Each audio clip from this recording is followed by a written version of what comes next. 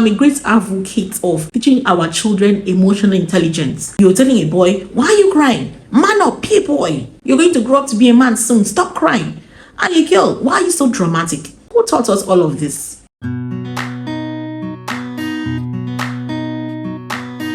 Hello everyone, and welcome back to the Family Circle Hub. My name is Ako Ogoigbe. This is a channel where we talk about everything parenting, and we actually help parents raise wholesome children who will thrive in their generation. As parents, we all want the best for our children, but let's be honest with ourselves. Most times we make mistakes that impact on our kids negatively on the long run. Today, I'll be sharing with you some of the parenting mistakes we make that we don't know that they actually affect them, and then how to avoid them. Parenting isn't that easy, especially without structure. If you ever thought to yourself, if you're actually parenting rightly, this video is for you. I would like you to watch this video to the end because I'll be sharing some solutions to these problems. Parenting mistake number 1: being too strict or too lenient. Constantly enforcing rules without flexibility makes your parenting too strict. And funny enough, this can make a child feel suffocated or perhaps even rebellious. Children who follow rules when their parents are around, but at the absence of their parents, they do what they want to do. Have you seen children whereby they hear their parents horn and that's when they rush to do the things that they were told to do, or they try not to do things that they want not to do? On the other hand, being too lenient give a child a space of entitlement. He or she feels, I can do whatever I want to do. My parents will not really react. That child begins to exhibit attributes of irresponsibility. So what's the key here? The key here is balance. You need to balance it. Set clear goals, set boundaries with love and consistency. For children to grow, they need both boundaries and freedom. You don't give too much freedom. You don't set too much strict boundaries. Yeah, you might be arguing, but it worked for me, it worked for me. How well did it work for you? You only obeyed. Obedience is not discipline. So if you say you want to discipline a child, it's not that the child has to act obedience in your face. It's also when the child is acting that obedience in your absence. That goes a long way. Not listening to your child is one of the mistakes parents make. Have you ever been so busy that you dismiss your child anytime they come to talk to you about something? I'm busy. 5 minutes, I'm busy. 10 minutes, I'm busy. That's the word your children know about, or whenever they meet you is, I am busy. Busy parents. Talk to your children. Many a times we don't even do it like we mean to push them aside. We do it unintentionally. But when we don't listen to our children, they start feeling unheard, not important. They feel disconnected from us. And oftentimes it can lead to emotional distance. Maybe your child from toddler have been talking to you, trying to reach out to you, and you are always busy. And the child gets to absorb it. My parents do not love me. The child now grows up. Is it at that time when the child becomes a young adult that you want to now relate with the child? He or she has nothing to do with you anymore because they've outgrown it. Perhaps gotten love somewhere else. So what's the solution? Make it a habit to actively listen to your children. Eye contact. Nod your head. Say words like, okay, I'm hearing you. Try to acknowledge their feelings. Even if you don't give them all what they want, make sure that they know that their thoughts and feelings are not dismissed. Number 3 mistakes we often do is comparing your children to others. Every child is unique. And comparing a child, whether to its siblings or to another child who is more intelligent in class or to another child who eats well or whatever comparison you might think it's right, it's wrong. That comparison can bring down the child's self-esteem. It gives the child low self-esteem. Others are better off than me. I am not better. We do that unintentionally, but it has its side effects. So this is one worst mistake we can make, comparing them to others. And at the end of the day, it makes them feel that they are not good enough. So what's the solution? Encourage individual child's strengths. Celebrate your child's strengths and encourage them to improve at their own pace. Help them set personal goals rather than competing with others. Number 4 challenge, or number 4 mistakes we make: overpraising or underpraising a child. While encouraging can be very good, overpraising a child is harmful. Overpraising a child can make the child afraid of failure. The child doesn't want to fail because he wants to please you. You've always been encouraging the child, you're good, you're good, you're good. Every time you keep saying nice, great words, even when the child is not necessarily doing well. You don't drop structure. You don't put in structure. You just keep praising the child. It's good to praise, but overpraising a child makes the child fear failure, because that child doesn't want to disappoint you, and to some extent makes the child entitled to what? Rewards without effort. The child feels that even if he doesn't make efforts doing things, you will still praise him or her. And then under praising rarely acknowledges their efforts, makes them feel unappreciated. A child does something and you're like, well, you are supposed to do it at your age, right? No.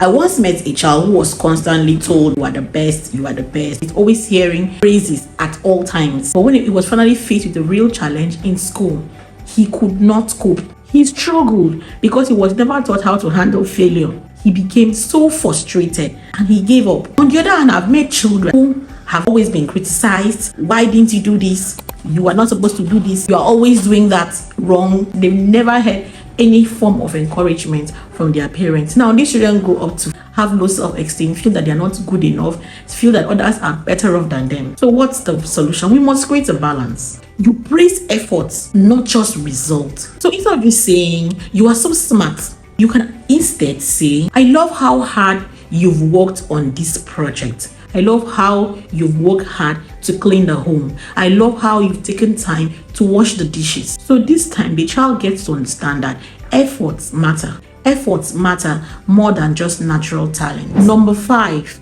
not teaching your children emotional intelligence. You know, most culture, they feel that emotion is a sign of weakness. And they will ask a child, why are you crying? You're a boy. You're not supposed to be crying.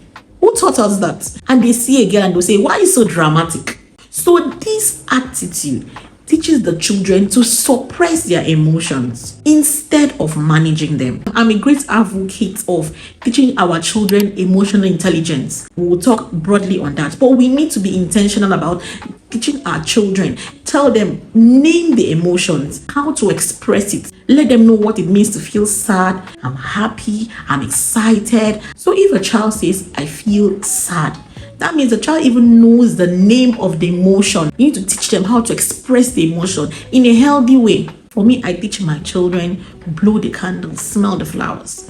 You need a minute to calm down. You don't need to react when you are angry. And this also goes to parents, because most times even the parents, we ourselves, we are not even emotionally intelligent. We just nag at issues without even thinking through. We don't calm down to be able to discipline. You cannot discipline in anger. Empathize with them. How do you feel about it? What can we do about it? What's the way forward? You empathize. You don't say, why are you crying? You spank a child and you're asking, why are you crying? Is it not an emotion the child is displaying? Is the child not human? Teach your children emotional intelligence, because emotional intelligence helps the children to grow, to be strong, to be kind, to be resilient. Number 6 point, and I'm going to stop here, is not apologizing when you're wrong. Parents, not apologizing. And someone say, why should I apologize to my children? Well, why should I apologize to you when they are wrong? Some culture believe that apologizing to children is a sign of weakness.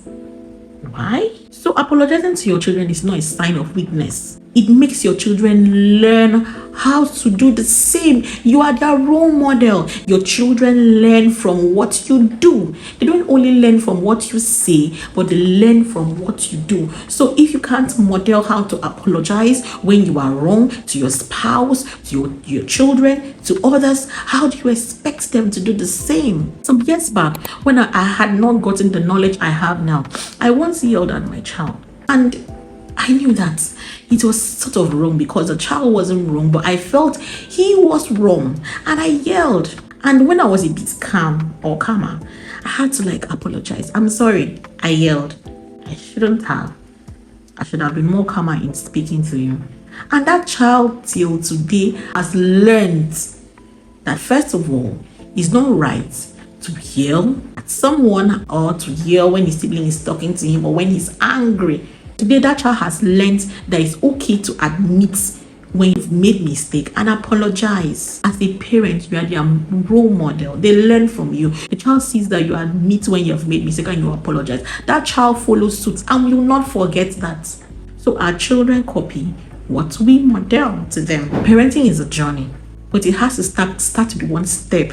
Even trying to learn, even trying to know it You want to do parenting by trial and error and see what works and what doesn't work, where you can learn. So let's be very intentional. The more intentional we are in our parenting, the better we have children who are lovable, who are kind.